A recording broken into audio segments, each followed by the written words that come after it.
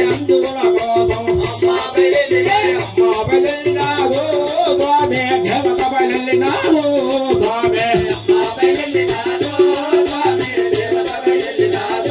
స్వామి ఉత్తర దేశంలో అమ్మ బయలునాడు పువ్వాపై మల్లాపు